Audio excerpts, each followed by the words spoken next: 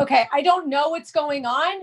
We're not even live. I don't know if anybody can even see me. I don't know what to do. I'm the talent and I'm just here standing waiting to go. What? Sorry, what? We're live. Oh. Oh. Hello everybody. So sorry about that. I was just informed that we're live. We're live after 24 minutes. We're here. Hi everyone. So sorry that you got to see me in my bike shorts and my fancy blazer. I couldn't be bothered to put on a full outfit for you or for anyone. Let me see if this is working. I'm getting some info in my earring that goes directly to my ears. And I just want to make sure it's working. It's not.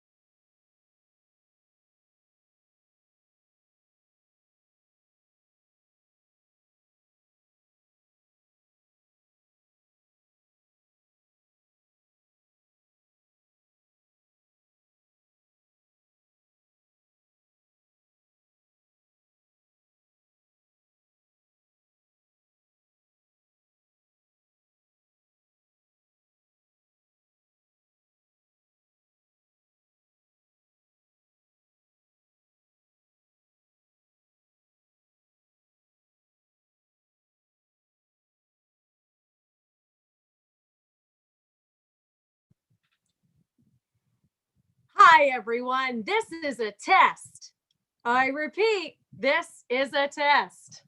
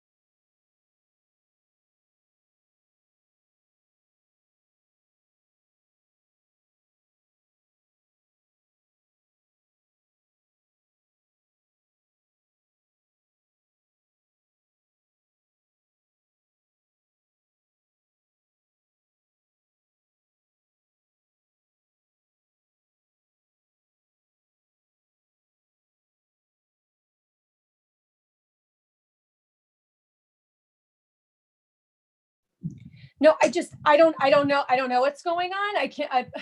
This is crazy. I don't know if I don't know if my video's working. I don't know if people can see me. If they can see me, I'm not wearing proper pants. I'm not wearing proper. Oh, we're live. Oh, we're live. Wow. That was a lot of fun. Welcome, everybody. How fabulous was that? This is just like live theater. You know, little secret from the inside of the trade. On Broadway, they always hold the house for like 8 minutes. So we were like, let's do it one better and hold the house for like 30. I'm sure some of you guys had some snacks and you guys probably had, something to drink. I sure hope you did.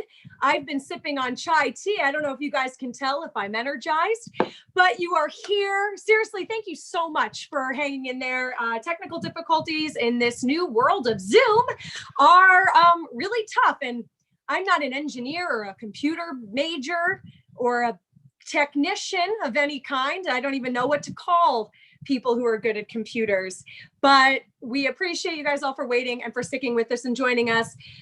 You're here. You're at Bitches Get Personal. It's our annual all women identifying show in partnership with the Bitchery of History podcast.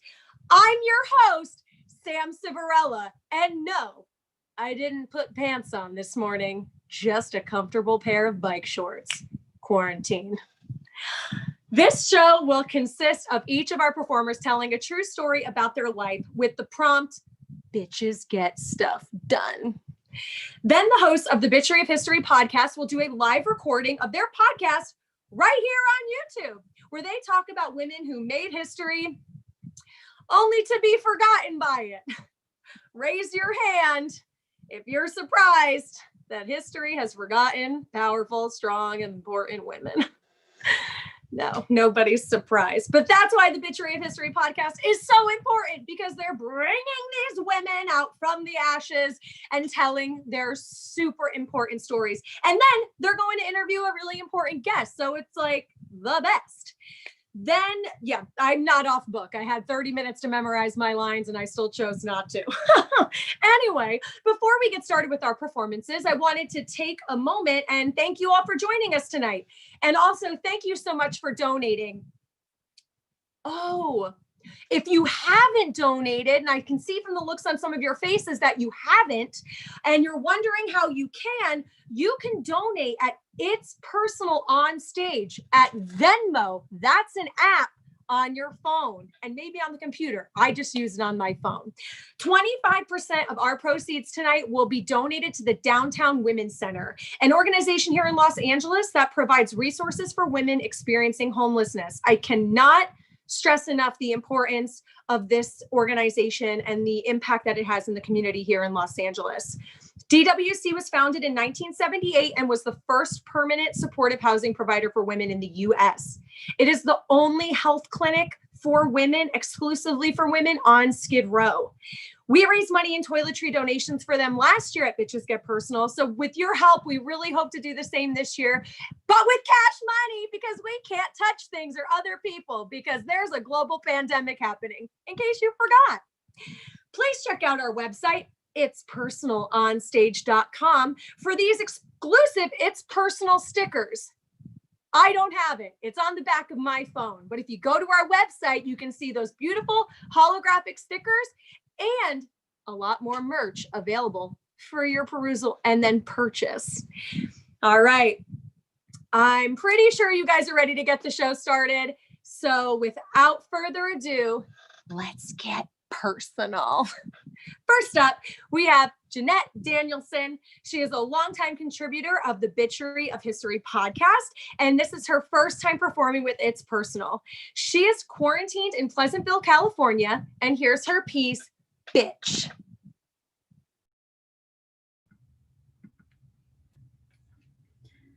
I remember the first time anyone ever called me a bitch. To my face, at least. It was in my 6th grade social studies class. The perpetrator, some kid named Jason. Where he came from, what happened to him after, what he's doing now, I have no idea.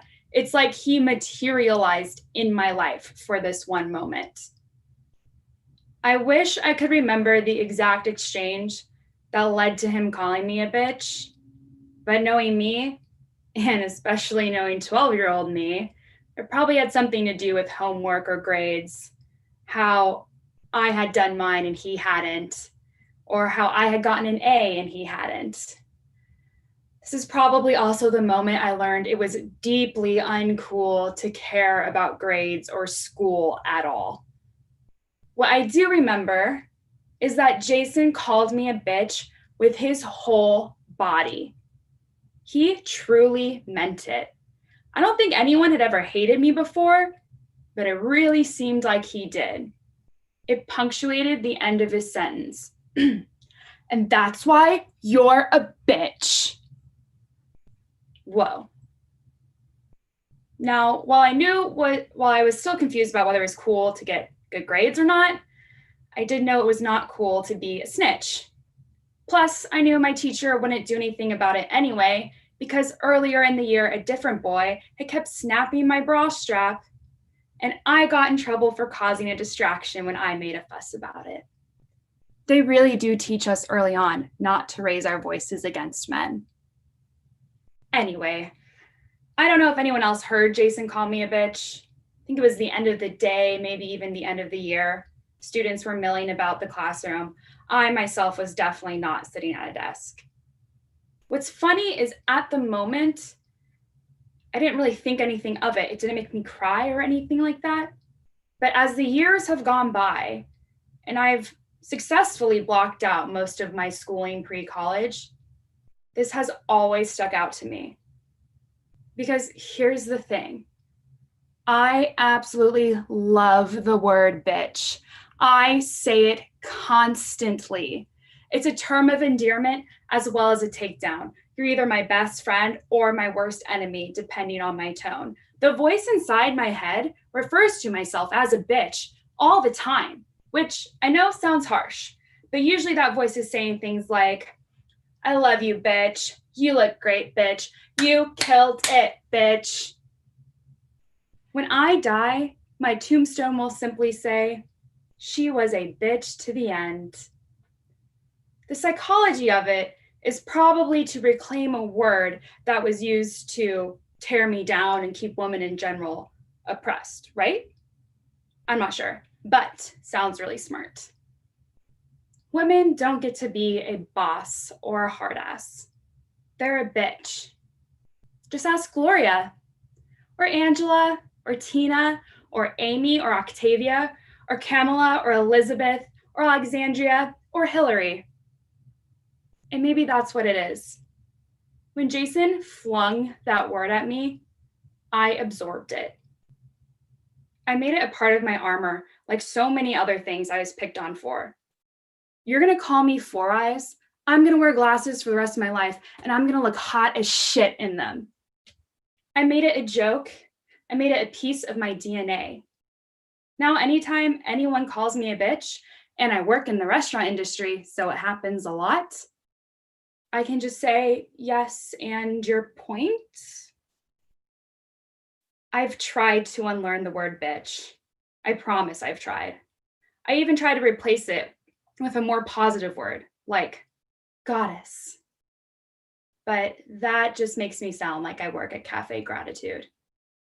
I can't help it. I can't turn my back on being a bitch. Bitch, bitch, bitch, bitch, bitch. It just rolls off the tongue.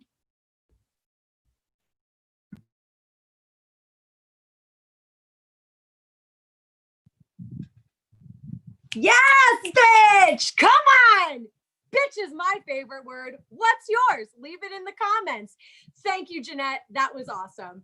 Next up, we have Skylar Thomas, who was supposed to perform with us for the first time on stage. Remember, People and Places? Yeah, that was supposed to happen in March, but now she's making her It's Personal debut online. She is quarantined in Sherman Oaks, California, and here is her piece, Polio.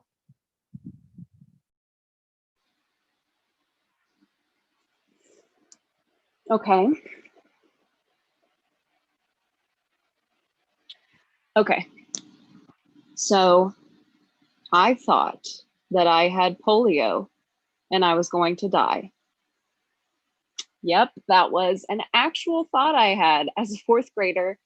After I watched a video of a guy who had polio and he was confined to a wheelchair and he developed some kind of clot in his leg and died. And I was in class one day soon after, and I felt a pain in my leg. And my little brain thought, oh my God, I have polio. This is it. This is the end. So I started freaking out. I couldn't breathe. My chest felt tight. I was lightheaded. And my teacher sent me to the nurse's office, and the nurse was like, I don't know what's wrong with you, which only made it even worse. So then they called my mom. My mom came up to the school, and just as I had resigned myself to death, my mom said, "You had an anxiety attack." An anxiety attack. So I calmed down, and after my mom assured me that there was no possible way that I could have polio, I let that anxiety go and replaced it with the anxiety of having, can you guess? Cancer. Yep.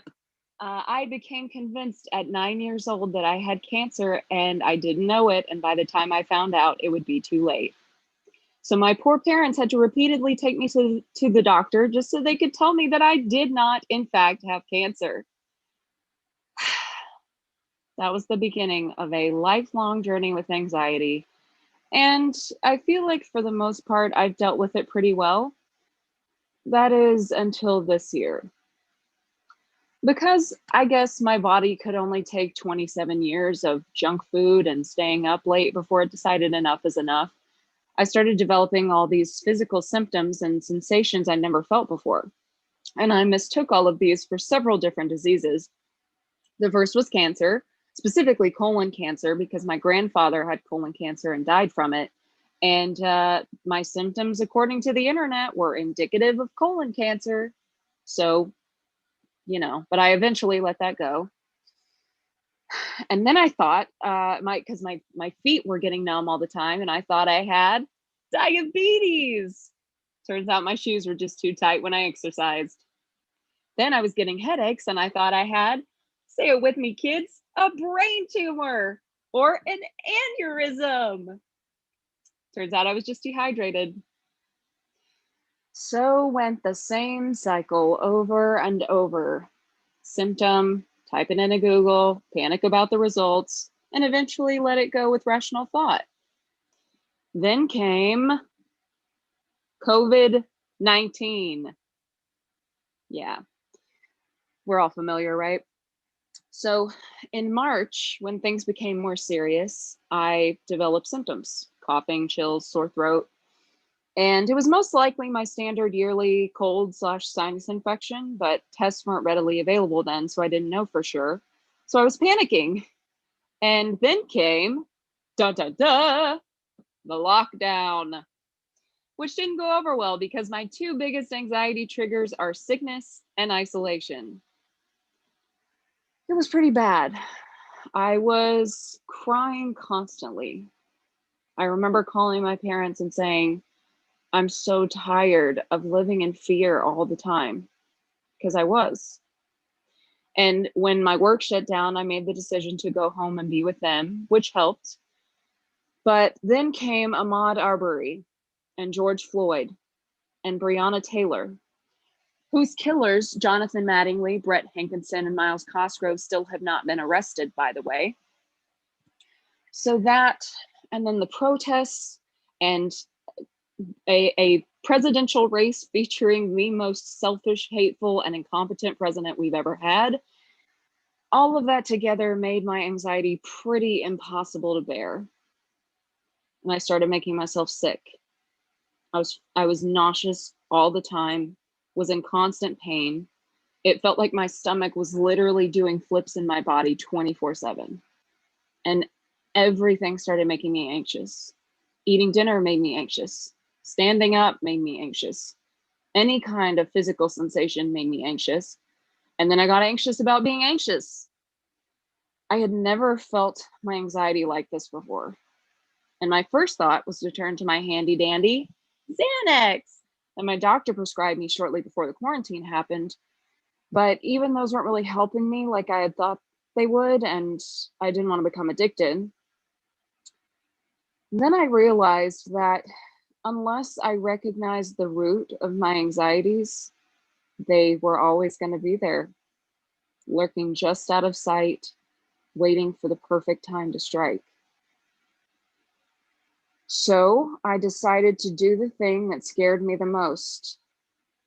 let all my anxieties come up and sit with me, and let that be okay. So that's where I am now, facing my deepest fears, analyzing them, and replacing them with healthier thinking. Sounds easy, right? Wrong. I am completely dissecting and deconstructing my old system, something that's interesting to me considering our conversation about systemic racism right now. And as someone who's not known for being particularly patient, it's painstakingly slow steps. And some days are hard. Like, scream and break things hard. And some days I still feel like that little fourth grader who was so scared that she couldn't breathe. But I can see myself changing for the better. Just as I can see the country changing, even if it is in slow, painstaking steps.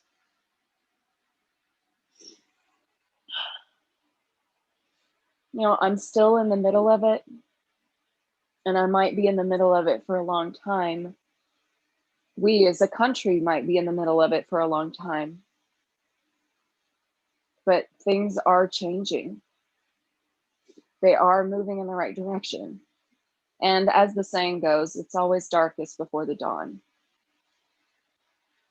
And I know one thing for sure. Anxiety isn't in charge anymore. This bitch is taking back her life.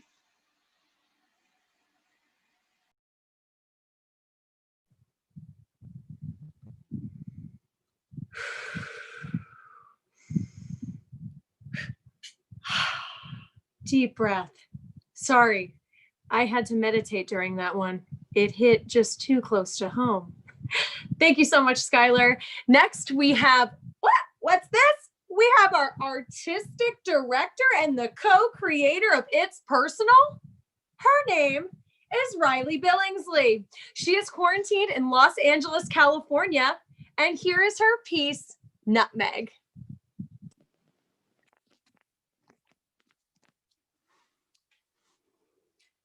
Usually, I don't mind flying. I would say I even enjoy it. It's exciting to me because it means I'm going somewhere. Takeoff and landing doesn't bother me, and I'm even fine with turbulence. But this time it's different. This time I have this little life I'm responsible for who has no idea what's going on. New to this world and experiencing everything for the first time. I am her teacher, her guardian, her protector. I have her life in my hands, and it's scary. That, partnered with a worldwide pandemic and being around people in an airport and on an airplane, and I'm downright terrified. We got our rescue dog, Nutmeg, at the start of quarantine, just a few days after my boyfriend and I lost our jobs. We were already planning on getting her. We weren't planning on our jobs closing and a stay-at-home order. Nutmeg became my job. I became so attached to her and determined to train her and teach her as many new things as possible. When we got her, she didn't even know how to use the stairs. She'd never even seen them before. As my days dragged on in quarantine, I felt like because of her, I had a purpose, a reason to get up, to take her out, to feed her, to walk her. She became my lifeline in an uncertain time. My boyfriend and I planned to drive cross country to quarantine with my parents in Michigan because driving seemed like the safest option. Plus, we could bring the nut. But he got called back to work at the end of June and my job was still non-existent. So I decided to fly. And I decided to bring Nutmeg because I knew that getting up there would be crucial to our physical and mental health. Hopped up on CBD, her, not me, and a little wine, me, not her, we boarded our red-eye flight. She's fine on the runway, but as soon as we get to the entrance of the plane, she stops cold. Like she knew that whatever was happening in there is not something she wanted to be a part of. I coaxed her onto the plane, heart racing, sweat dripping down my face, underneath my face shield and mask. Thankfully, we have the entire row to ourselves. Put her down by my feet and she immediately tries to escape. I keep feeding her treats because I'm trying to calm her down, but then I'm worried she's gonna throw up mid-flight because she's had too many treats. She seems fairly calm. Then the plane takes off. She jumps up on my lap so fast, she is absolutely not okay with whatever the hell is happening. She's just sitting on the seat, looking down on the floor like, what the hell is that noise? She's glued to my side and won't get back down on the floor, and I'm convinced that the flight attendants will tell me she has to get back down. But thankfully, they just smile at her when they walk by. She stays on the seat next to me the entire flight. Sometimes she lies down, but just for a second. Mostly she just sits there, panting and drooling. So much drool. Her heart is beating so fast, I'm convinced she's going to bark at any second. So I'm on the verge of a panic attack, breathing heavily underneath my face mask. I was sure a red-eye flight would be the way to go because then we could tire her out all day, and then she would just sleep. But now it's the middle of the night on a completely quiet flight, and we're both just sitting there petrified and wide awake.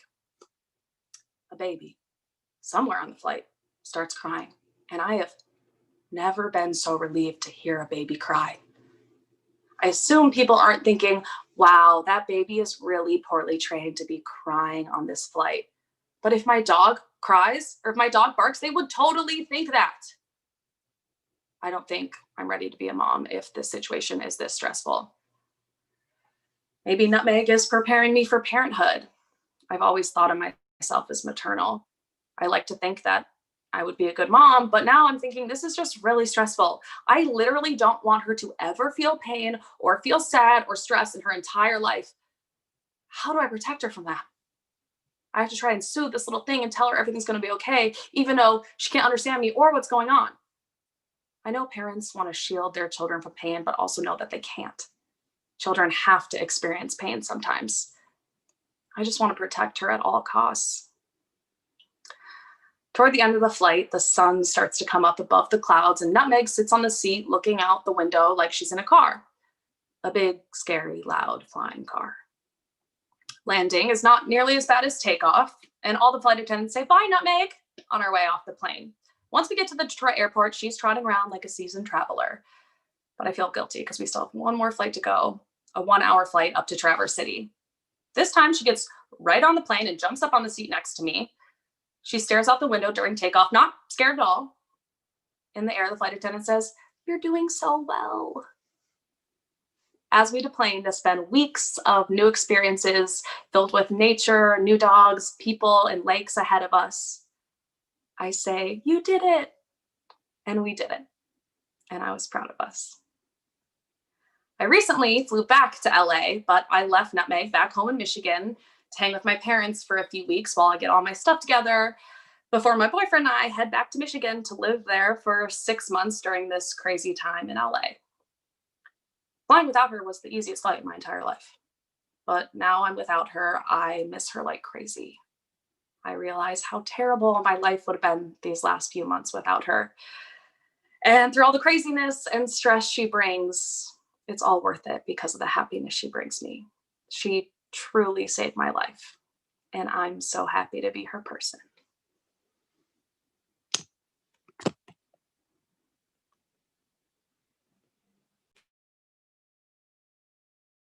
Nutmeg! Ah! I miss that dog so much. I have had the honor and the pleasure of being on the receiving end of the drool with which Nutmeg produces. She really is an angel, and I couldn't help but just feel for her about flying. I have a very similar idea about airplanes, but I've never talked about it, especially not on this platform before. Never. Thank you, Riley. Next, we have Natalie Beisner, who is making her its personal debut. Welcome. She is quarantined in Glassell Park, California, and here is her piece, Tiptoe.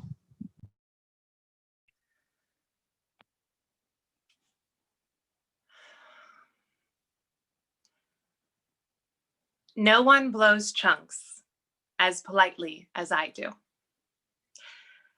I know this because my first grade teacher, Miss Anderson, told my mother so. Marveling at how, earlier that day, in the middle of a class movie on the projector, I tiptoed through the darkened room.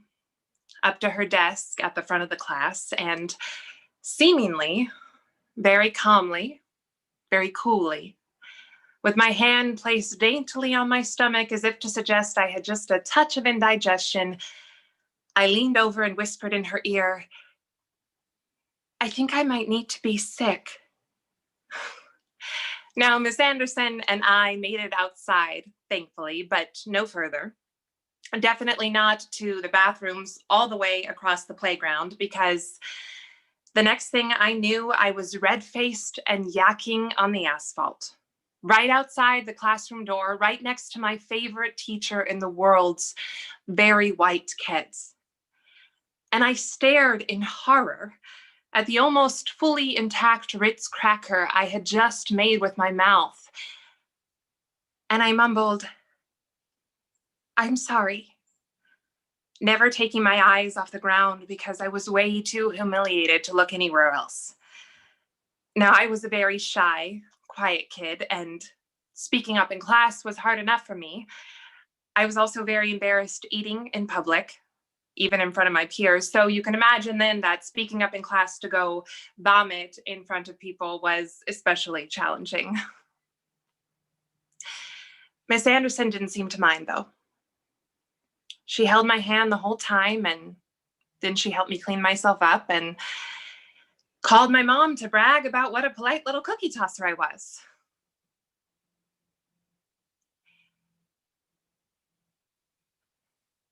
Years later, when I was still only flirting with bulimia, before we had gotten in deep, so deep, in fact, that I was sure it would kill me, I would remember that day from time to time.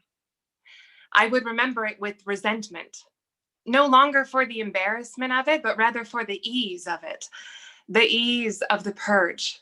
How it simply came, despite the fact that I was desperate for it not to, how it came noiselessly, politely. Now at 17, stuffed full of pepperoni slices and red vines, hunched over a toilet bowl in the middle of the night, gagging and choking on my hand, trying not to wake the family, I wanted it to come. I was willing it to come, but it wouldn't. No matter how hard I tried after a binge, no matter how I gagged or retched, no matter how far back I stuck my 2 fingers, I could not make myself throw up. A year later, I was away on a scholarship to a university in San Francisco.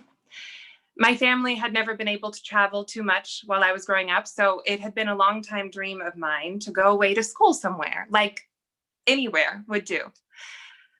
But by the time I arrived on campus for my freshman year, my life revolved around eating, and then I would hate myself, and not eating, and then I would hate myself a little less. And I ate only 2 things, nothing or everything. I swear that the first bite of something, it doesn't matter what kind of food, touched my lips, it was like the floodgates were open, and I honestly felt like I could not stop myself. I remember being alone in my dorm room that first night on campus, anxiously awaiting the arrival of my roommate so I could meet her for the first time. And I was so nervous and so homesick that I polished off an entire box of Special K strawberry cereal granola bars that my mom had packed for me because she knew how much I loved them. And I started off with just one, thinking, I'm a college girl now, so I deserve it. And then it was 2, thinking, I'm very nervous, so I deserve a treat.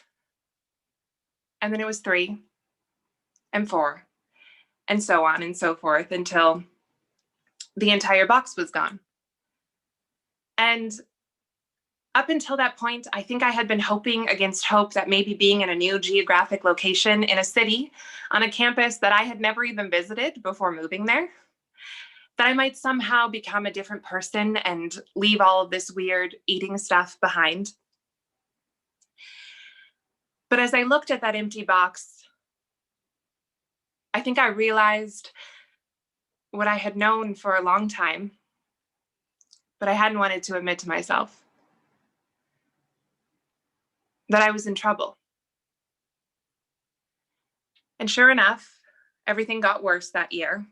I had a meal plan included with my room and board, like a preloaded card that I could swipe at the cafeteria. And I used up what was supposed to be an entire semester's worth of meals in 4 weeks. So I got a job at an office on campus, and I used up all of my paychecks on food, and not just food, but binge food. And I would be good for a couple days at a time. I would eat only cottage cheese and count calories like my self-worth depended on it. But inevitably, always, eventually, I would start to feel the need for a binge coming on. Like the hunger and the emptiness and the loneliness got to be too much. And I could put it off for a while, but never for long. And so that's when I would hurry to the Lucky's a block away from campus on Fulton Street, and I would buy pepperoni slices and red vines and Swiss cheese slices and plastic boxes of blueberry scones and pints of ice cream and Cool Ranch Doritos and my absolute favorite, rainbow confetti sprinkles that I would pour into a jar of peanut butter.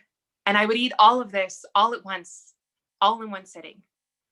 And I always binged in the same place, always at night, on the same toilet, in the same stall, in the same bathroom on campus that I could usually count on being empty at night. And I always bought these same things at Lucky's. And on really bad weeks, I would buy them 2 or 3 times that week. And every once in a while, I would start to get real concerned about what the Lucky's employees might be thinking about me coming so often and buying this same food. So then I would force myself to walk an hour each way to the nearest Rite Aid so that I could avoid those Lucky's employees and buy my binge food. And when I ran out of money in between paychecks, I ate out of trash cans. And I still remember the first time I spotted a pineapple pizza slice. And it looked like it only had a couple bites taken out of it. So I looked around to make sure no one was looking at me. And I stuck my hand in real quick and I grabbed that slice and I shoved it in between my books or something that I was carrying. And I hurried around the corner. It was nighttime. And I shoved the whole thing in my face. And I don't even like pineapple pizza. But it didn't matter. At that point, it didn't even matter where it had come from. And every box or every binge was washed down with an entire box, or sometimes 2, of store brand extra strength laxatives. I still couldn't make myself throw up, so I guess I took the laxatives to sort of trick myself into thinking that I wasn't gaining weight or something. Because after they worked their magic, I would be so completely emptied out that it was almost like the binge had never happened. But theirs was a painful magic.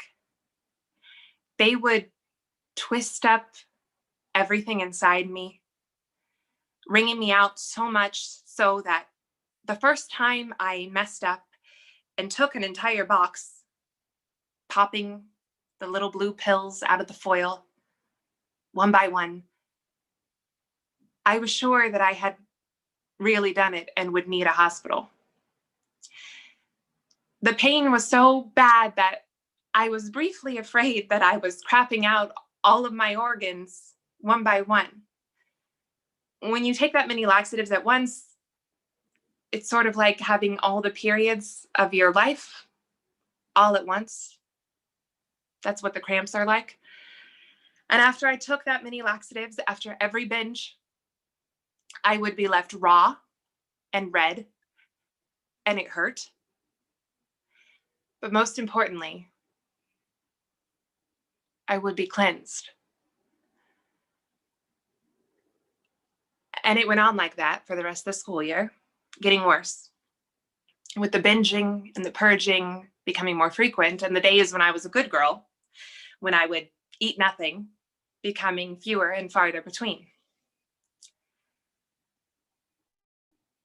And when I left campus that summer to go home, I already knew that I wouldn't be back for my sophomore year. Because I had spent an entire year living my dream, going away to school in a new city, and I hadn't actually gone anywhere. I hadn't taken the San Francisco Muni Bus anywhere, not even once. Because my entire life consisted of my dorm room, Lucky's, and that bathroom stall. So I knew if I went home and I came back in the fall the way that I was, I would die. So I just stayed home. And I secretly tried to fix myself. I was still the same little girl who didn't want to bother anyone with her sickness, you know? And somehow, eventually, I was able to start to heal, which is a whole other story. And I'm still not entirely sure how I did it, especially alone, because at my very worst, I was binging and purging every single night. And I would cut myself off at 11:59 p.m. because that was the end of one day and the start of a new one. And every night I would tell myself, tomorrow will be different. And every night I didn't believe it.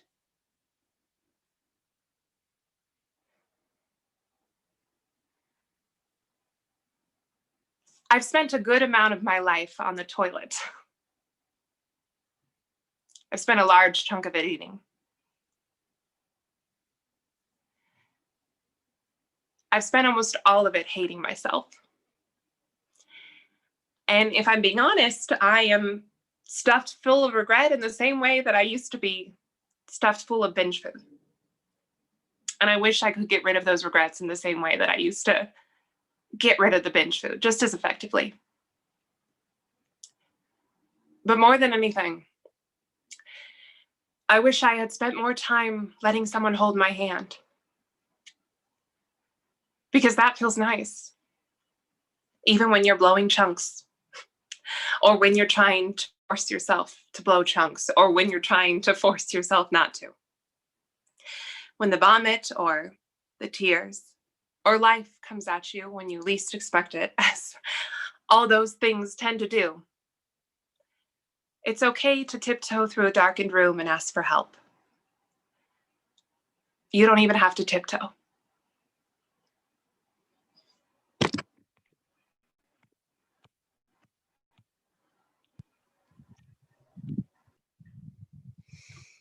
Thank you so much, Natalie. That is really an incredible story. And thank you so much for sharing that with us. Next, we have Chloe Goddard.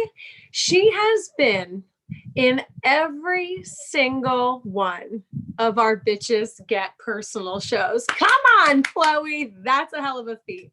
She is quarantined in Los Angeles, California. And here is her piece, Easy Does It.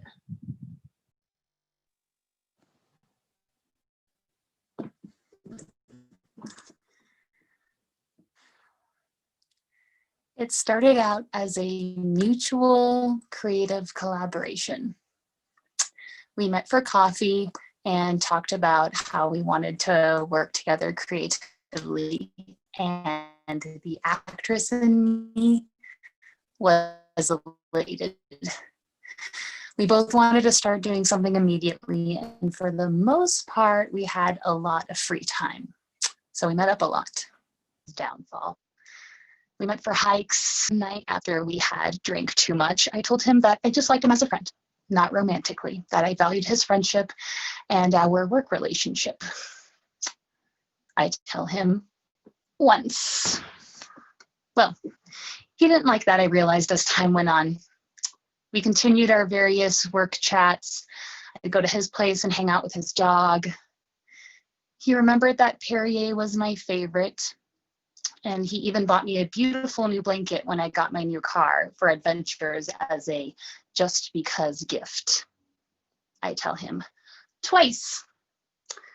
But one day we went for a hike and he brought a picnic and perfectly brewed coffee just the way I liked it. And that's when I realized, oh, we're on a date. I tell him again. Why isn't he listening to me? I just want to be friends, creatives, collaborators. After a few more of what I thought to be normal hangouts, it ends in a blow up. Me yelling at him, telling him that I only liked him as a friend, as I had told him time and time again. I eventually had to block his number, and now we don't talk. So there goes yet another friendship and collaborative endeavor squashed for me. I have a friend, now nicknamed Bubble Bath Boy, who once late one night texted me, "Want to come over and test out the jacuzzi tub?" I was honestly so surprised that I responded with, "Was that text meant for someone else?" That was the beginning of his downfall. I have a friend, now nicknamed Crazy Eights, whom I've known platonically for 6 years, who one afternoon, apparently having been struck with both heat stroke and the love bug simultaneously, asked me if I wanted to make out. That was the beginning of his downfall. I have more trouble getting guys away from me than getting a guy's attention. I see now that if I treat any guy as a human being, he will think I'm falling for him. I am not trying to mislead you. In fact, I just feel sad that if I treat you kindly, you as a male are apparently so unused to that that you think I'm falling for you. I'm not. Guys, it's called friendship. If I had a penny for every time I had to friend someone, I would probably have more money than Bill Gates and Oprah Winfrey combined. I often daydream about changing my Instagram bio to, "Don't worry, I friend zone everyone." When I say I want to be your friend, or I am not attracted to you in a romantic way, or I don't like you like me, or any other form of I do not want anything romantic with you, that is what I actually mean. Guys, it's called friendship. Let's just think for a moment about how I am supposed to feel that you only want to spend time with me if it's more than friends.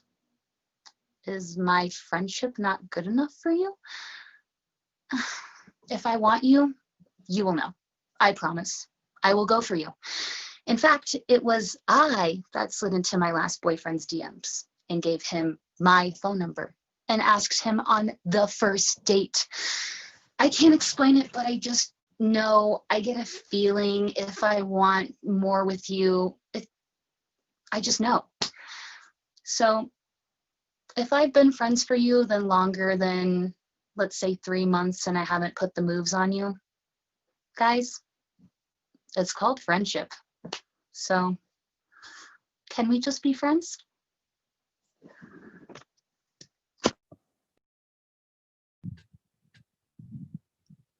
No, I know. Yeah.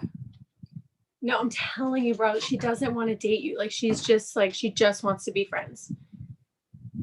No, she just like did a whole piece in the, oh my God. That's so awkward. I'm absolutely on the phone. Thank you so much, Chloe. Last but certainly not least, we have Zuri Starks, who is performing with us for the first time. She is quarantined in North Hollywood, California. Here is her piece, Monkey Business.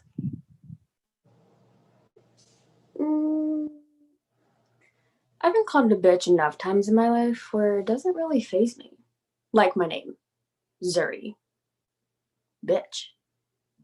Yeah, it doesn't really faze me. Ooh, but there are other words that I've been called that make my skin boil. And one of those words is monkey. No, it's not the word monkey that bothers me. It's how it was used against me. Let's rewind back to a time where people actually stood in line outside of bars and clubs just to be smushed inside by more people when that was a thing. Going out. Yeah. What a time. It was a brisk, chilly January night out in Los Angeles, celebrating one of my best friend's bachelorette parties, where I encountered yet another moment of pure ignorance and fragile male ego. Post dinner, we go to the rooftop bar to kill time before the nightclub. It was crowded, but cozy as we huddled underneath a heat lamp. After a few laughs and sips of wine later, I hear two guys behind me talking about beautiful women. So I originally thought, who are they talking about? So me being my nosy self, I sneaked a peek, then pretended to turn around to see a friend to catch a glimpse. Not my type. Right. Cool. But damn. We made eye contact, and now his voice is getting louder as I realize he's now talking about me and my friends. So I return back to my conversation with my friends and quickly forget the awkward moment I just had. And just as I'm ready to take another sip of my wine, guess who comes making his way in between me and my friends? Yeah. You guessed it. It was the guy behind me. But, at first he was okay with his eye contact and conversation, keeping it casual and respectful. But he was talking a lot. And I can read energies, and then he began hitting on us a lot. And I could tell my friends were ready for him to go. So, me being the upfront person that I am, I start to say something like, "It was so nice to meet you. We're going to go back to our party." But this fool didn't catch a hint, or he just wasn't going to accept no for an answer. So then I had to say, "Okay, we're not interested, but we appreciate the compliment." And this idiot says, don't worry. My people owned your people and your ancestors." We all cocked our heads and had verbal responses that weren't real words, like, but, and so I say, "Excuse me?" And the fool says, it's okay. Don't be a monkey about it."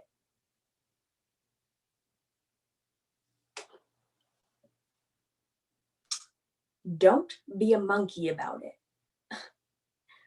No, he didn't. I can't believe what just came out of this asshole's mouth. Ooh, all I could see was red. I was ready to take this wine glass, break it against that heat lamp, and stab him in the neck.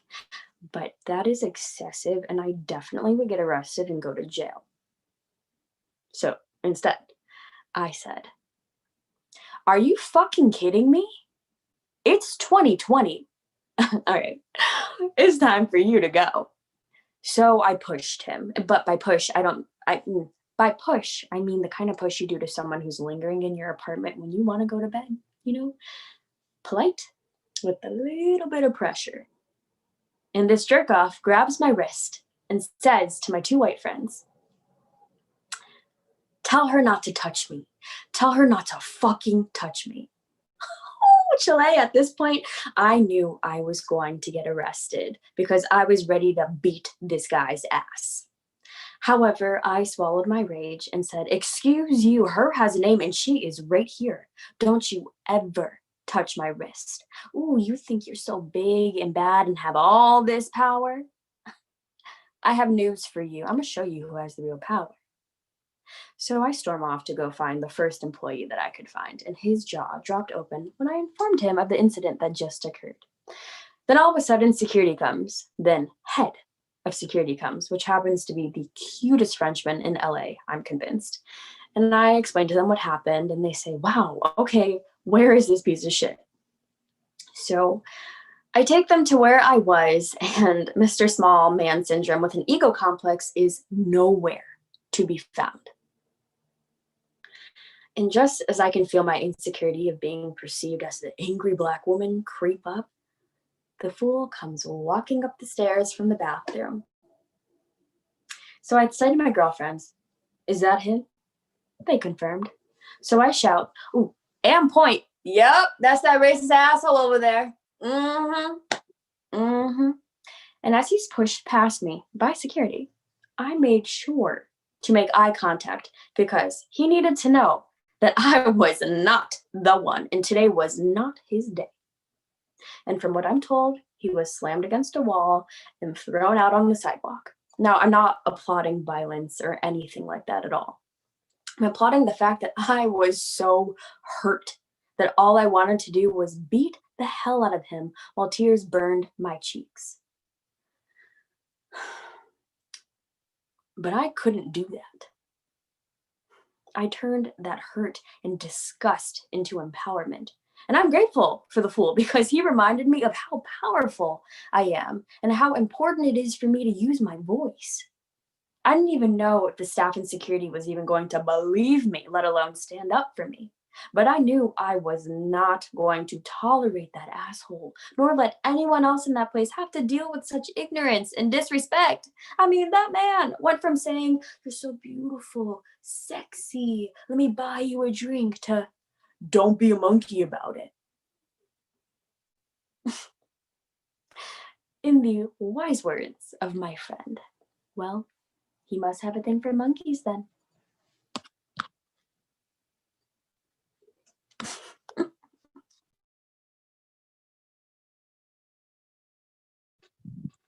Thank you so much, Zuri. I'm so glad that you got that asshole kicked out of that bar. There is no space for that bullshit here. Thank you very much.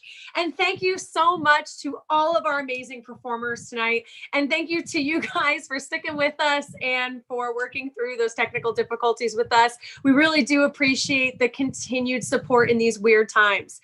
Please join us next month for our brand new show with new performers. And don't forget, you still have time to donate to the Downtown Women's Center at It's Personal on Stage. That's on your Venmo app.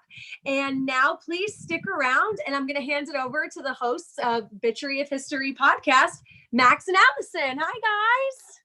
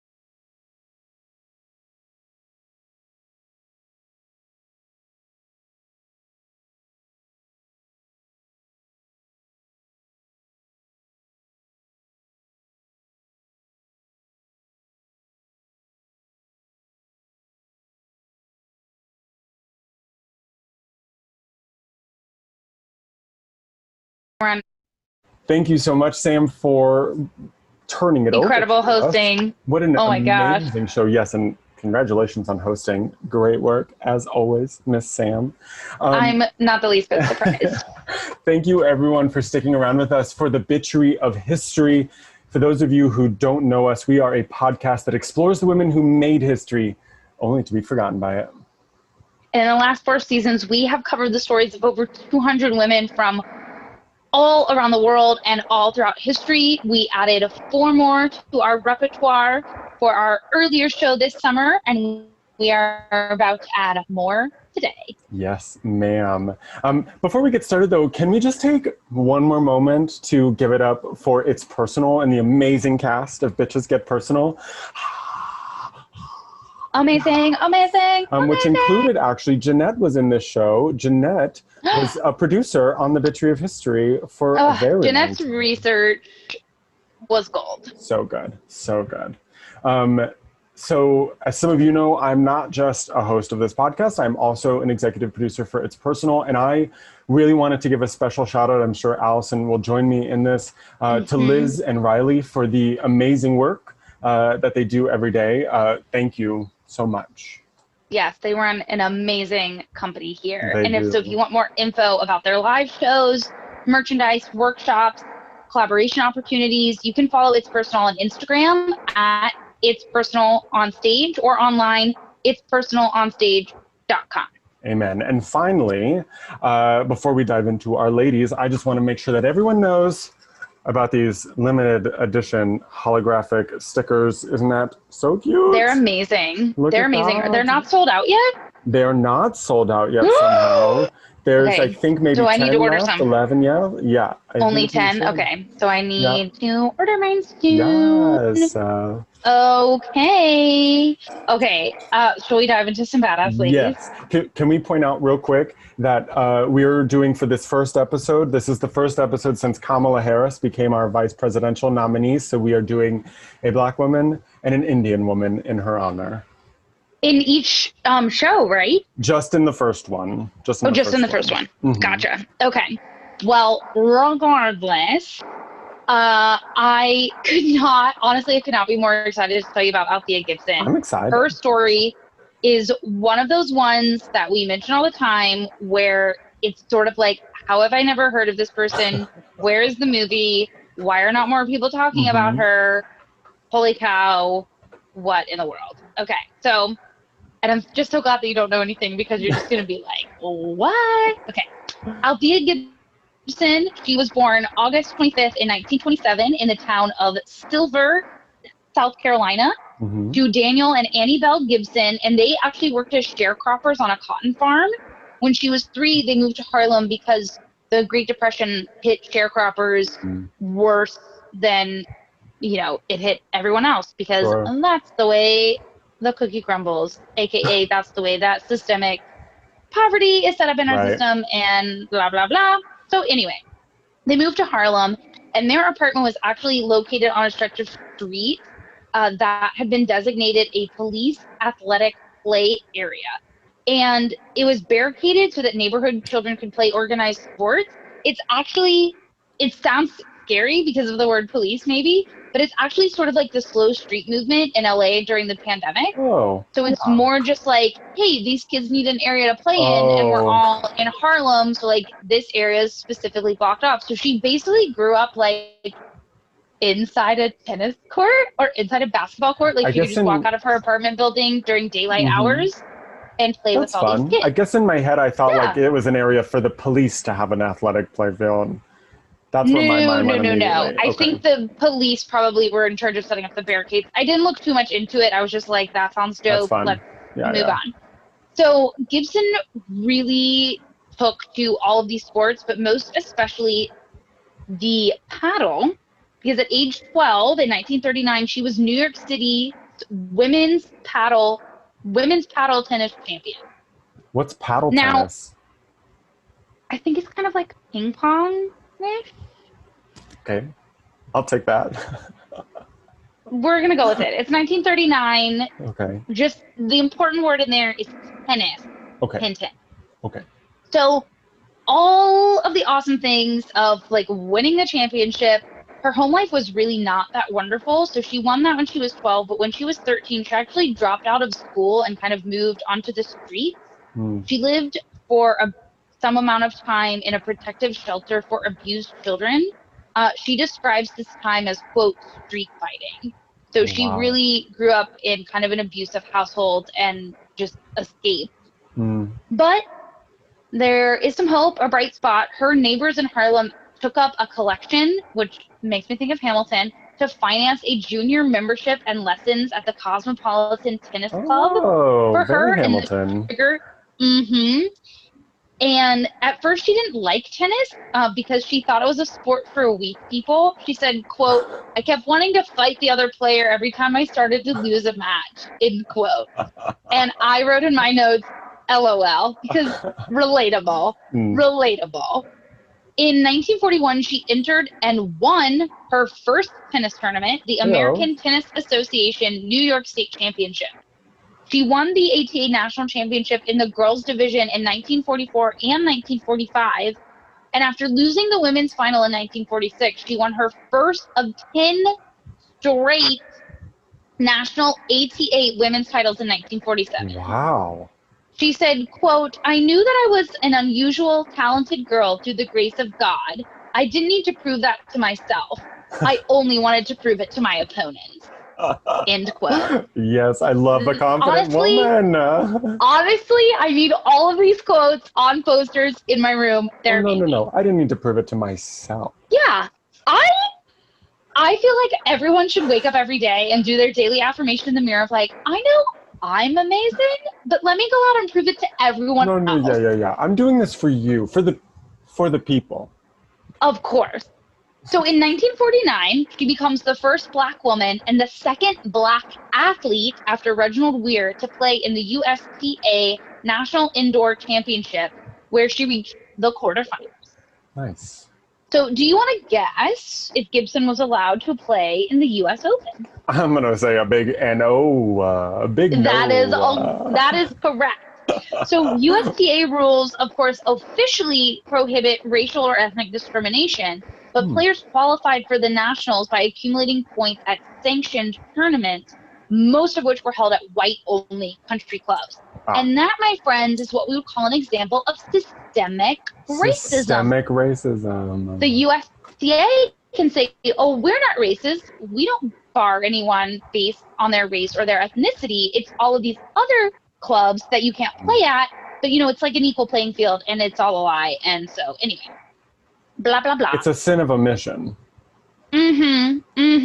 However, luckily, Literally. she did have some allies.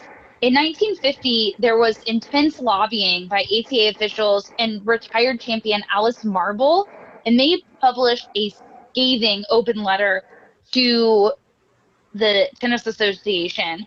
And Gibson became the first Black player to receive an invitation to nationals, where she made her Forest Hills debut on her 23rd birthday. She's only 23 at this point? She's only 23 at this point, if you wanted to feel lazy.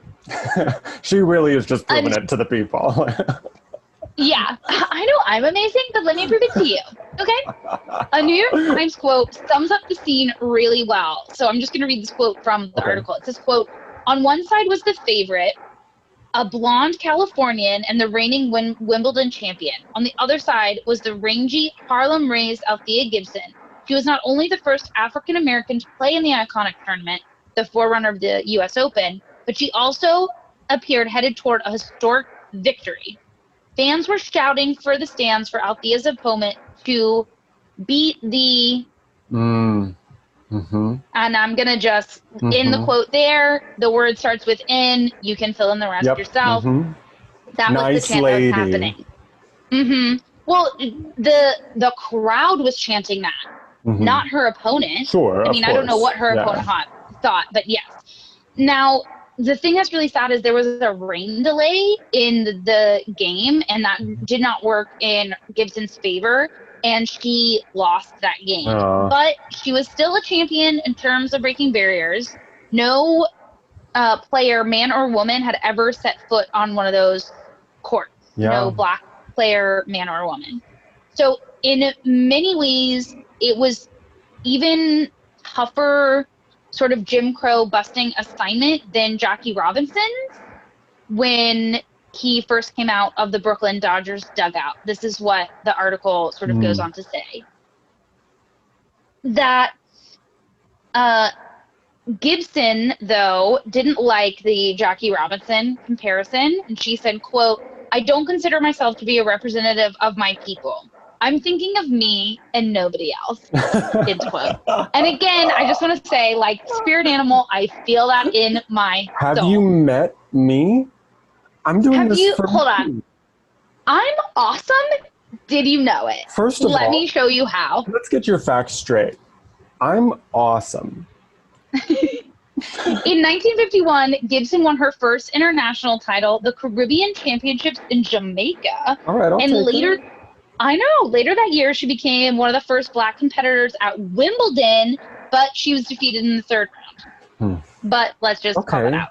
So then in 1955, the State Department sent her on a goodwill tour of Asia to play games, and she gained so much confidence abroad that she ended up staying and winning 16 of 18 tournaments in Europe and Asia against most of the world's best players. That also made me think of Wind of Change. Mm-hmm. In 1956, Gibson became the first African American athlete to win a Grand Slam tournament, the French Championship singles event. She also won the doubles title. Later in the season, she won the Wimbledon doubles championship, the Italian championships, the Indian championships, and the Asian championships. She also reached the quarterfinals in singles at Wimbledon and the finals at U.S. Nationals.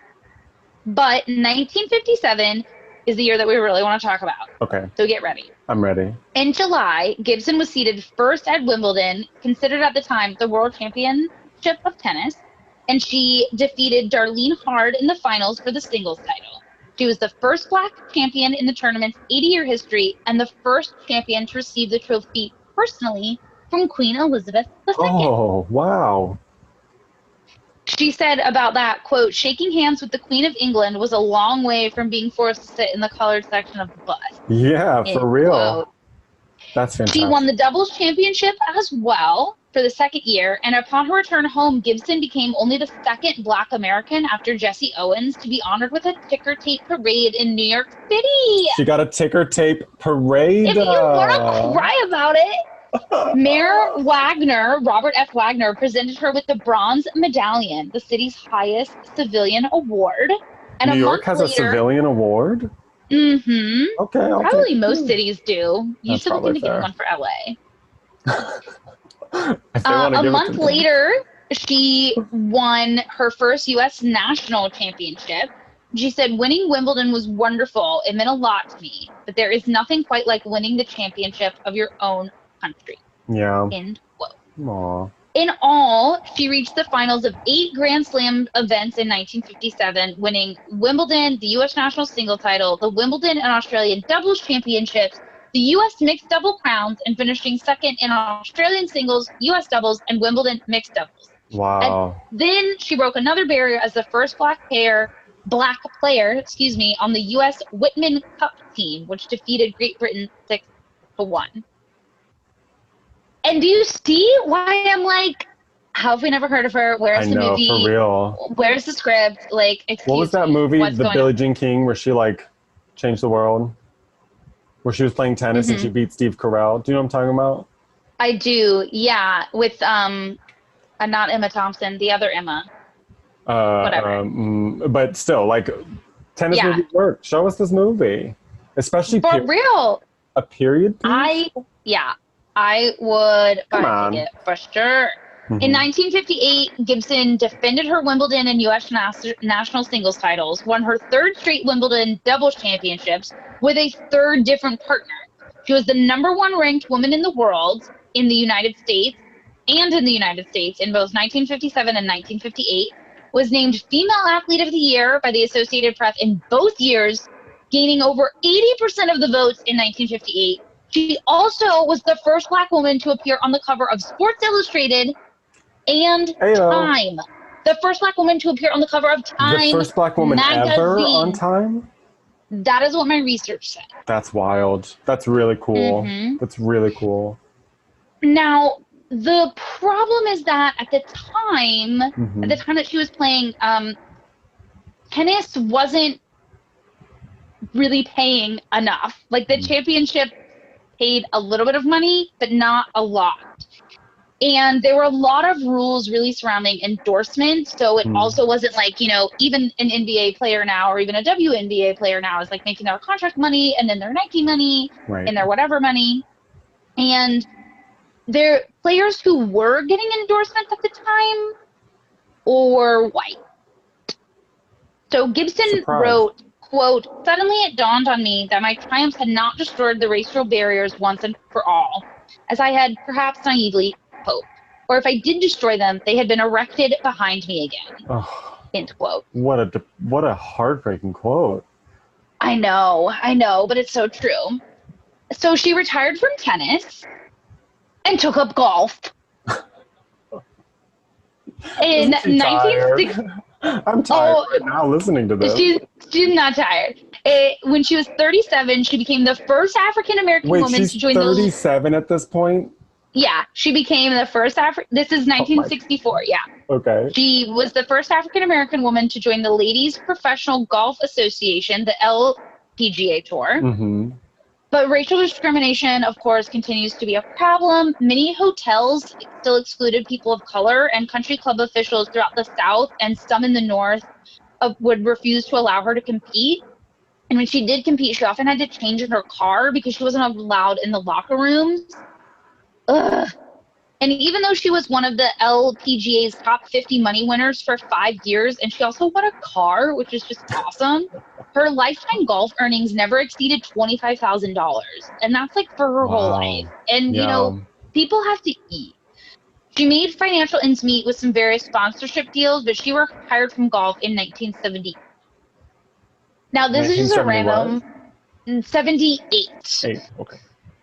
But in 1976, she made it to the finals of the ABC television program Superstars, which was kind of like Dancing with the Stars, but for all sports. So she finished, it basically took like professional athletes and then made them do a bunch of other random sports to see who was the best. Amazing. So she finished first in basketball shooting and bowling, and was the runner-up in softball throwing. Now, the Open era began, and she began entering major tennis tournaments again because then she was hopefully going to be able to make more money. But because by this point she was an older player, she was unable to compete effectively against younger players. She also attempted a golf comeback in 1987 at the age of 60, but she was unable to regain her tour card. She kind of reminds me of Marie Marvin, right? Just who won a gold medal for sports. Oh, sports? Yes, all of them. I'm awesome. Let me show you. Yeah. Oh, sports? Yeah, I can do that. I can do all of them. Name a sport. So after she retired from golf and tennis, Gibson worked with Pepsi coaching tennis camps. And then she became actually really involved in local affairs. She worked for various athletic and parks department in New Jersey. She was even running for Senate at one point, but she lost. Though she did become supervisor of the Governor's Council on Physical Fitness and Sport. In the late 1980s, Gibson actually suffered 2 cerebral hemorrhages, and in 1992, she had a stroke, and her ongoing medical expenses really depleted her finances, and she couldn't afford rent or medication. She reached out to multiple tennis organizations requesting help, but none responded. Jesus. Which is some real freaking BS. S. I know. So one of her former doubles partners, Angela Buxton, made Gibson's plight known to the tennis community and raised almost $1 million for her with donations from around the world. That's sweet. And honey, that is what we call an ally. Yeah. She died in 2003 at the age of 76. And on the opening night of the 2007 U.S. Open, on the 50th anniversary of her first victory at its predecessor, the U.S. National Championships, Gibson was inducted into the U.S. Open Court of Champions. Inducted into the U.S. Open Court of Champions. Her five Wimbledon trophies are displayed at the Smithsonian Institute National Museum of American History. The Althea Gibson Cup Seniors Tournament is held annually in Croatia. And in 2018, the USTA unanimously voted to erect a statue honoring Gibson at Flushing Meadows, site of the US Open. It was created by Eric Golder as the sculptor, and then it was unveiled in 2019, and it is only the second Flushing Meadows monument erected in honor of a champion. I'm going to leave you with this quote. Okay. I hope I have accomplished just one thing, that I have been a credit to tennis and to my country. And so the description below this statue says, quote, by all measures, Althea Gibson certainly attained that goal. Oh, yes, queen. Such a queen. It kills me that she broke barriers all over the place. She got herself in. She was wildly successful in everywhere but her home country. And yet she wasn't seeing the kinds of money and reward and maybe even fame in a way. I was gonna say even just fame, because Yeah. I mean I know like Wilma Rudolph and Jesse Owens. Like you and I have spoken a lot. Like I think I'm a pretty savvy sports person, especially probably for like the average American woman Yeah. of my age. Mhm. And I've never heard of her, Yeah, I hadn't either. which is a real bummer. Yeah, if anything, the name like rings a bell, but I wouldn't before this. I wouldn't have been able to say like This anything is more what she than. did. Oh, that sounds familiar. Yeah. Yeah. All right, take it away. Are you ready for Rani Velu Nakyar? Rani now in Indian, Rani means queen. So I feel like Perfect. I'm ready. I feel like it's appropriate to call her title in her original language. And I I'm agree. going to apologize because there are some real names in this story that I'm going to do my best. We're going to do our best. All right. It's also we go. shorter. And I do want to say, like, I found maybe like 8 sources just to find 2 pages on Rani. But so I'm ready. she was the only child of King Chelamuthu Vijayaraghunatha Setupati. And Okay, only child of the king. Got it. and Queen Sakand Himaltal of the Ramnad Kingdom. I practice these, I promise. So she's, Ramnad Kingdom is a, this of course, India was not a unified country until the mid 20th I was going to say, century. what year was this? What year was she born? This is, she's born in 1720. She's born on Ooh, January 3rd, okay. 1720. India, of course, is not a unified country until the British take it over, right? And so before that, it's a bunch of principalities. So the Ramnad Kingdom was basically around in some form or another from 1601 to 1948 when the British... oh, dang. Yeah, for a very long That's a good long time. So because she was their only child, her parents raised her as they would a male heir. She's well educated. She's trained in weapons use and martial arts, horse riding, archery, like amazing. Oh, she learns French, English, and Urdu in addition to her native language. Amazing. So she lives this amazing life. When she's 16, she marries Prince Muthu Vaduganantur Udayadevar, who is the prince of another principality called Sivagnai. The two of them have one daughter. Her name is Valakai. And by all accounts, they live, again, a normal royal life for about 12 years before her husband accedes to the throne in 1750, after which they reign as king and queen for about 22 years until 1772, which for context is what, 4 years before the American colonies declare their independence. So that's kind of like 1772? Yeah. Okay. Yeah. So that's where we are in the timeline. So everything changes on June 25th, 1772, and this is where the party really gets going, and not in the best way. British forces march on their home. They're actually living in a temple called Kalayar Kovel. And unfortunately, King Muthu and a large contingent of his fighters are killed in the ensuing battle, leaving Velu, Rani Velu, and their child to flee the city. She finds refuge in a small city nearby called Dindigul, and she lives there for the next 8 years at a temple called Virupachi. 8 years she lives here. Whoa. Basically destitute. I mean, she is forced to flee without money, without her servants, without anything, and she's almost in hiding in a way. Wow. While she's there, she meets this man, the Sultan. His name is Hyder Ali. She speaks with him in Urdu, which her parents, again, had taught her, and impresses him so much that he pledges himself to her cause and vows to help her in her fight against the British. Wow. He goes so far as to build a temple in his palace, a new temple, and dedicates it to their friendship and to the new bond. Okay, listen, Max, if you're not building a temple to our friendship, I don't know that I'm coming back to LA. We're working on it. I'm pulling up the plans as we speak.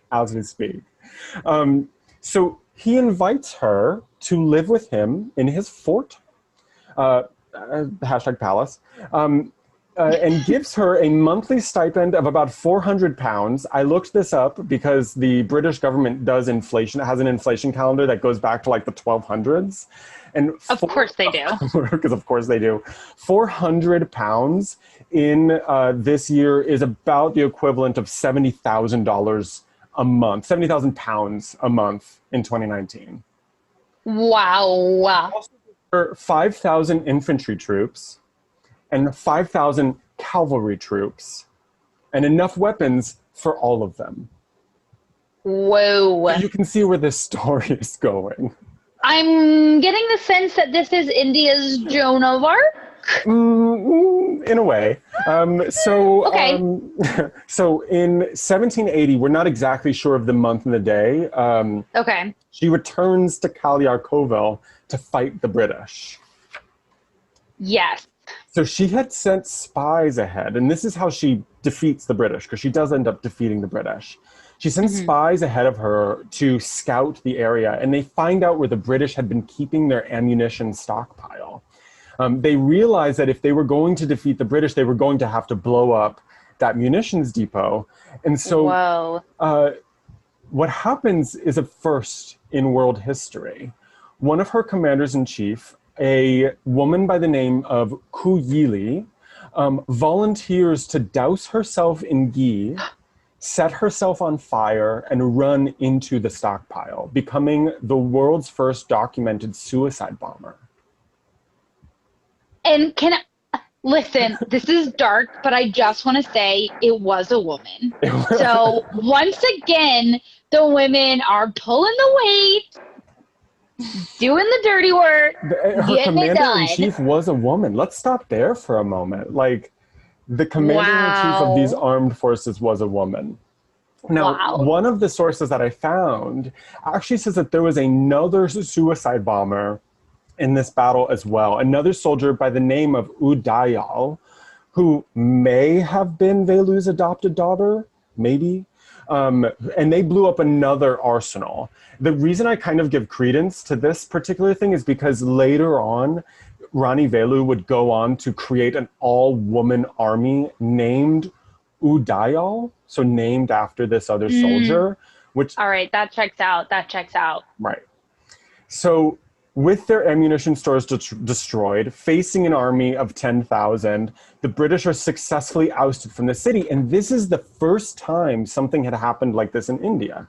Again, Rani Velu is the first queen, the first ruler to have successfully fought for and won her kingdom's freedom from British hands in India. Some 70 years before Rani Lakshmi Bai, who we covered well away, right? I think season 1 or 2, something like that. So she regains her kingdom. She reigns for another 10 years and dies on December 25th, 1796 of natural causes. That's amazing. These are my favorite stories. My favorite story is always when a warrior like this dies of natural causes. It's perfect. Undefeated. Oh my God. And her daughter inherited the throne. I'm not even going to make a comment at all because that is the perfect note to leave that story on. So I'm not even going to touch it. The last thing, she has been represented multiple times in popular culture over the years, including on a commemorative postage stamp. And this is what I want to show. I have it. How cool is this stamp? Oh my God. She is dope. She's so cool. She is so cool. And that is Rani Velu Nachiar. Nachiar? Well, it's very fitting, though, that we are speaking about amazing South Asian women, amazing Black women, because we are about to have a very special guest, my younger sister, Nicole, who's going to do a lady bit for us on Kamala Harris. I feel like I want to say the great Kamala Harris, but maybe that's too soon. The only, the Mamala of us Oliva. Perfect. All right. Let's go see what Nicole has to say. All right. Is her video on Her already? video's on. Mm-hmm. Okay, Can great. you not see it? Nope. But I'm on my phone, so I don't have gallery view. But it's Oh. okay. Everything's okay. Can you swipe on Are your you looking for phone? something? Yeah. Oh, just kidding. I have it.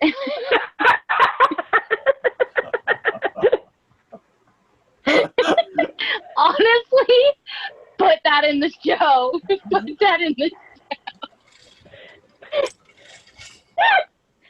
So All right. Hi, welcome, Nicole. Nicole, who was on my phone the whole time. Oh man, I'm super excited to have Nicole on the show for the second time. We The had second Nicole time. on in the summer as well, and by the summer, I'm also being March. One of the previous months we've had. Uh-huh.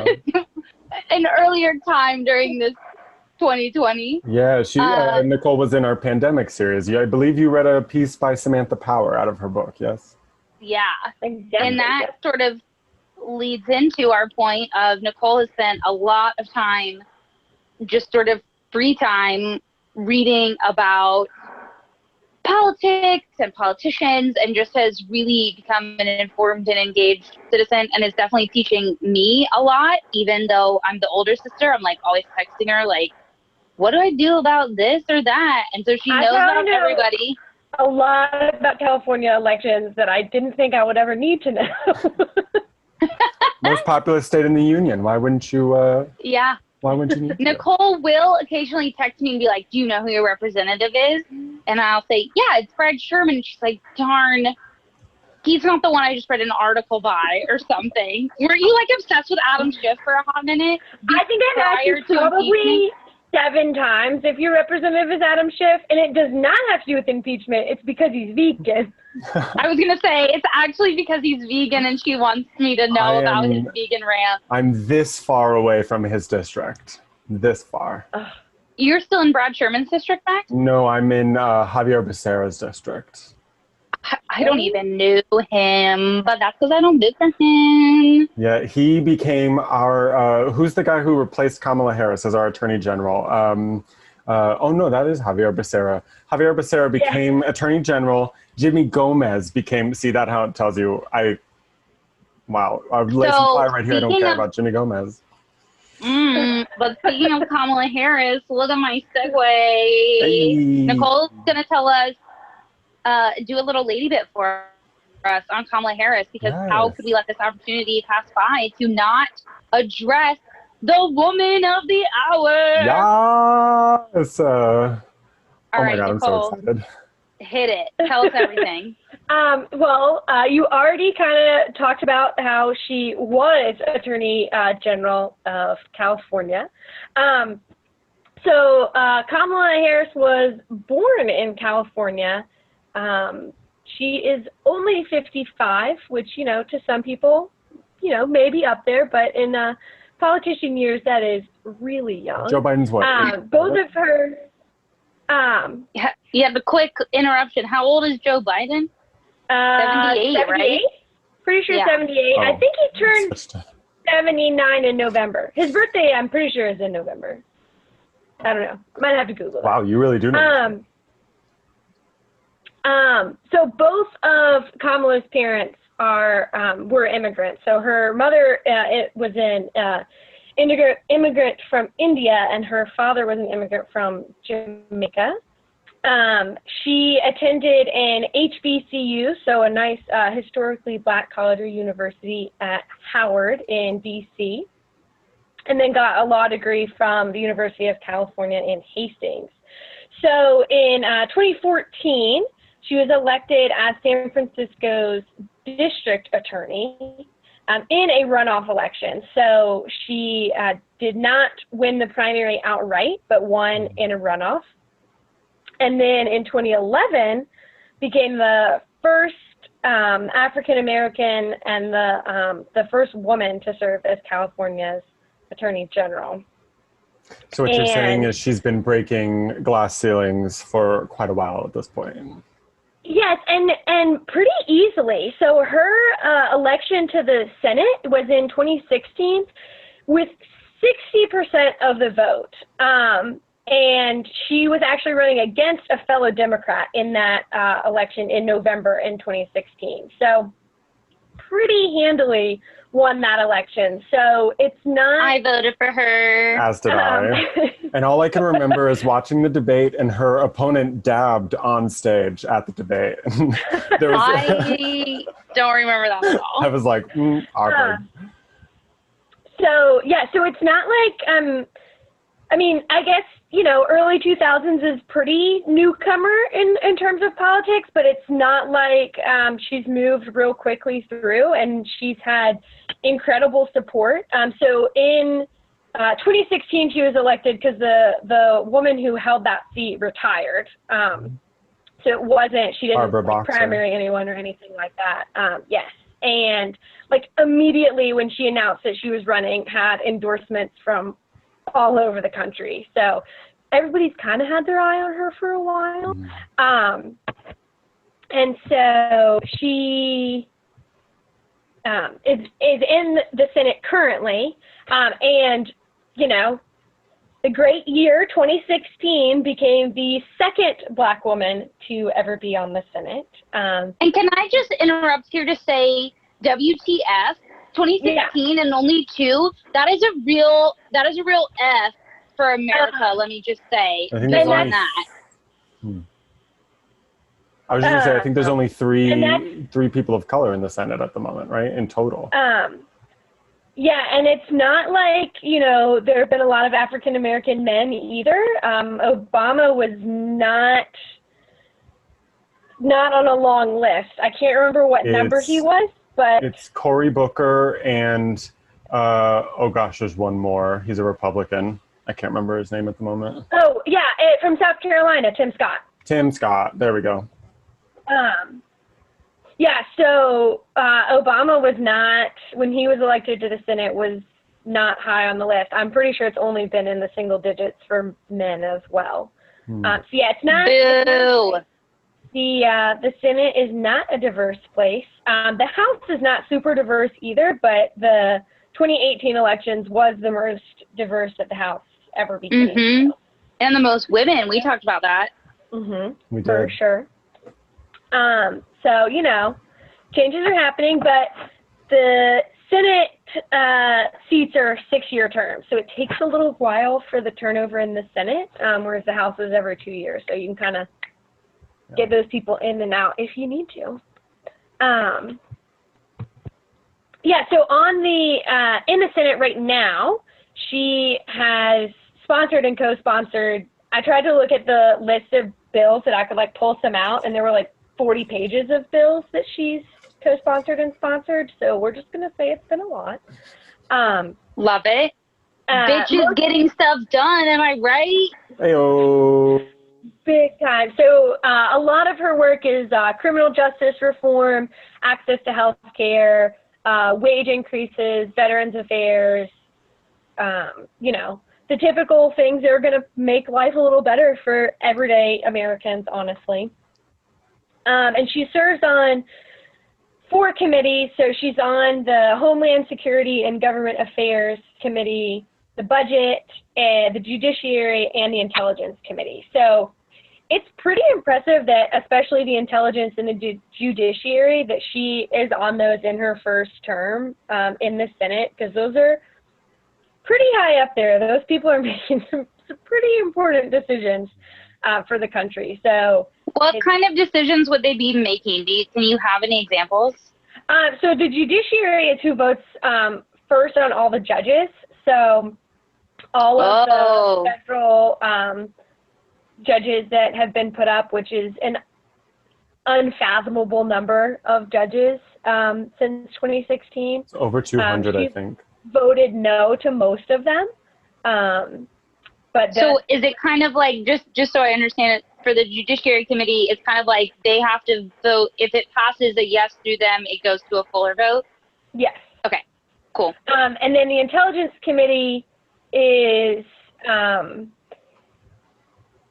I can't think of any necessarily like examples of decisions they've made, but that's who's going to get briefed first on all the important Intelligence. things. Oh yeah, all They're the the ones Like if- who they just Like if somebody just got poisoned on a plane in Russia, they're probably gonna be knowing about it. probably. Yeah. Yeah, Okay. they I think they get they just put out also that report about the Russian interference from the 2016 election as well. Or if the CIA wrote Wind of Change, they would know about it. Yes. Potentially. Great podcast series. Nicole you're welcome. recommended that to me in pressing. We just So listened to it on good. our road trip. So good. And I mean, we truly just like binge episode to episode to episode. I was like, I'm gonna watch it because it was during lockdown. I was like, I'm gonna watch it. Listen, like one episode at a time. Like I'm gonna make it. And then the last 2 episodes, I had started back at work, and so I like was busy, and I was like, this is too much. I should have binged this when I had the chance. Yeah. Aww. Yeah. It's okay. Wind of Okay, so she's on the Change, Wind of intelligence Change. committee. Yeah, so that they just came out with a report all about the 2016 election. So that's who's going to review all of that before it gets released. They have been briefed pretty recently on potential interference from Russia, China, and Iran as well.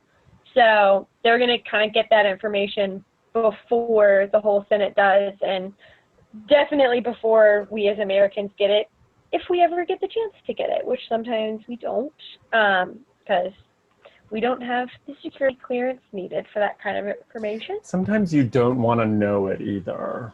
Like You sometimes some don't of that wanna be in the info room is where it just like happened. you just leave me nicely oblivious, please. So those are kind of her prominent roles, and she, because she has the experience as an attorney, is really well known for her questioning in hearings in the Senate, because she is known to get to the point, get to the bottom of things.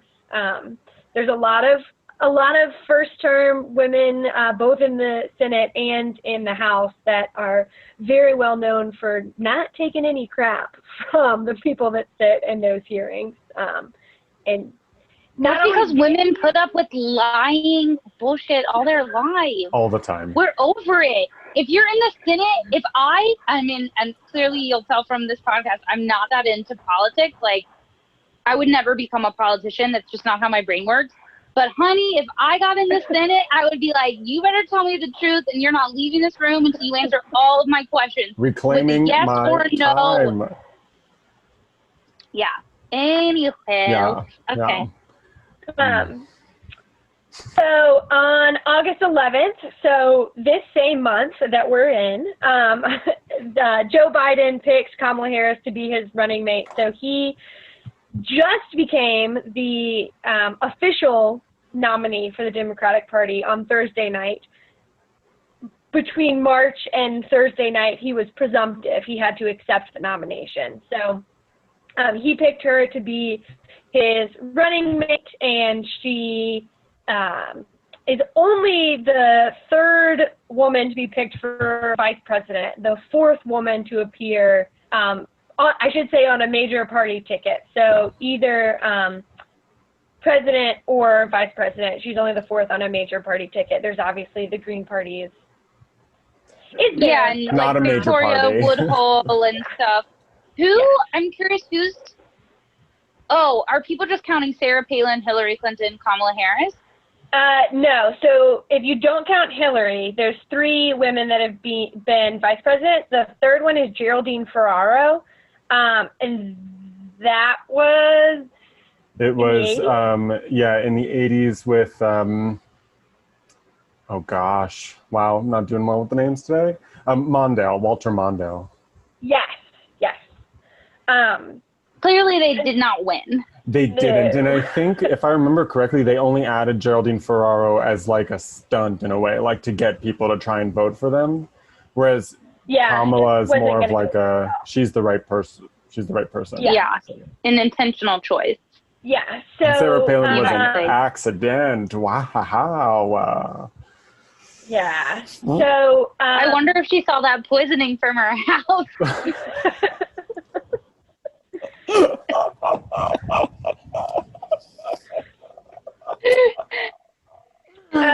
Okay.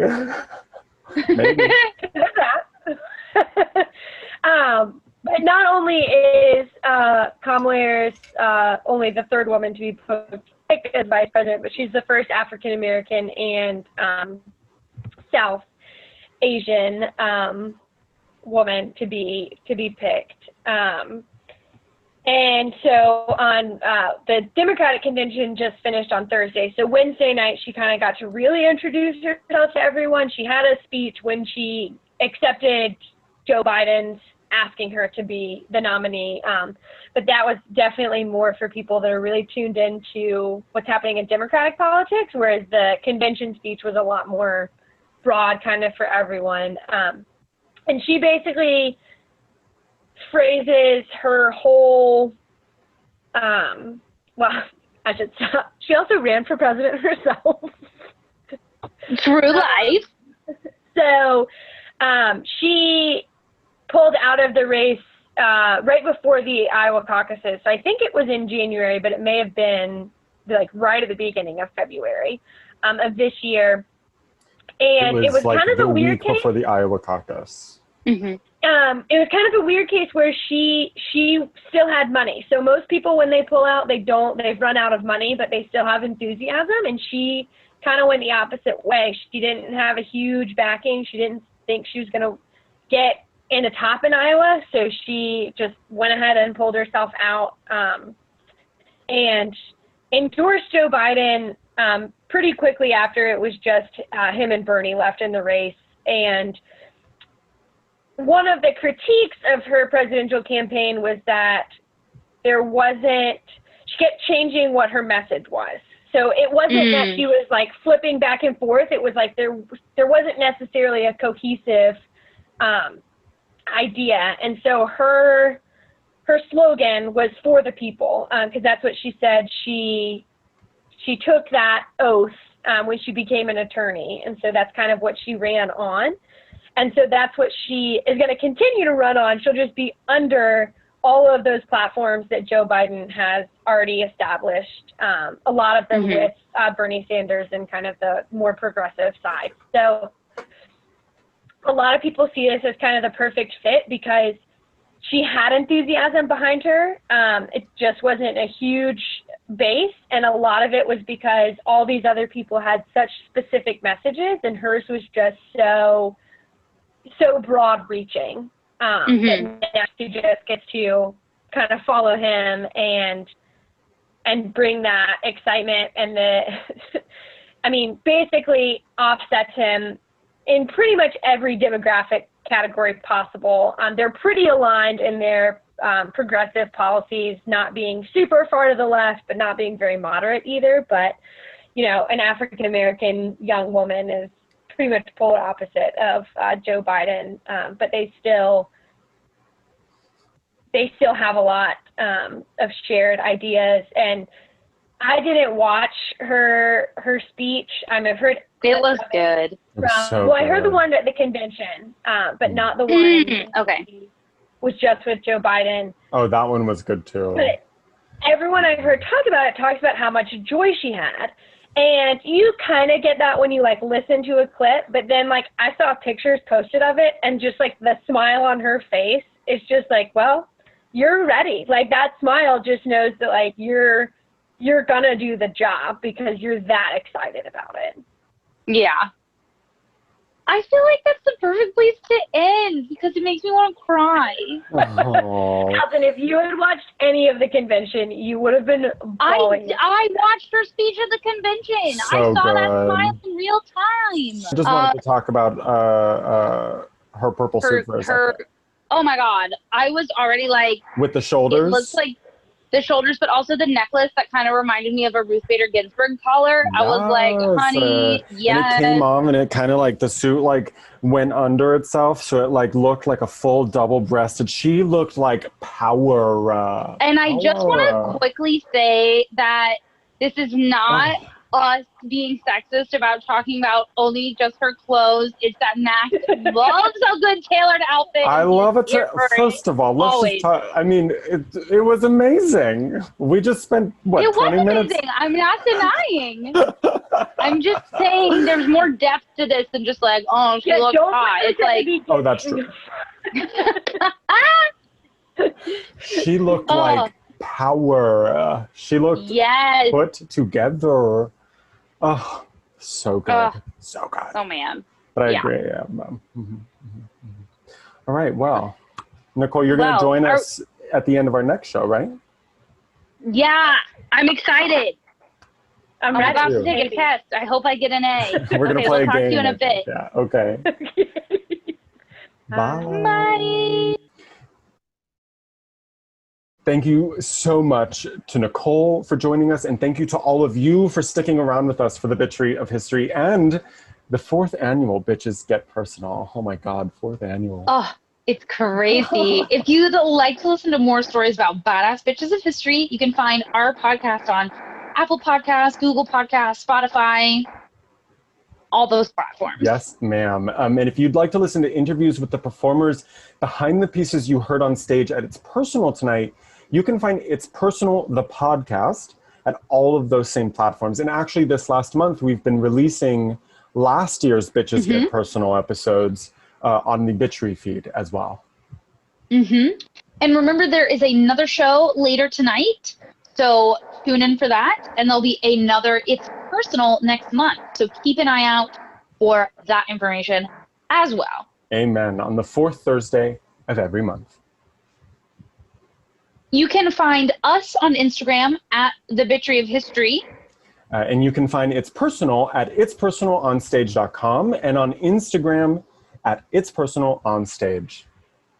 Last but not least, a huge thank you to the team at It's Personal, without whom this would not have been possible. Yes, thank you to Liz, Riley, Sam, Celestial, and Jesse. Thank you. And thank you to all of the performers from tonight's show. Thank you all for tuning in. We are still raising funds for the Downtown Women's Shelter as well. So click the link, donate, check it out. And we'll see you in a bit with 2 more awesome ladies. I think that's everything. Allison, Bye. do you want to do the honors? Okay. Remember, bitches get stuff done. Yes.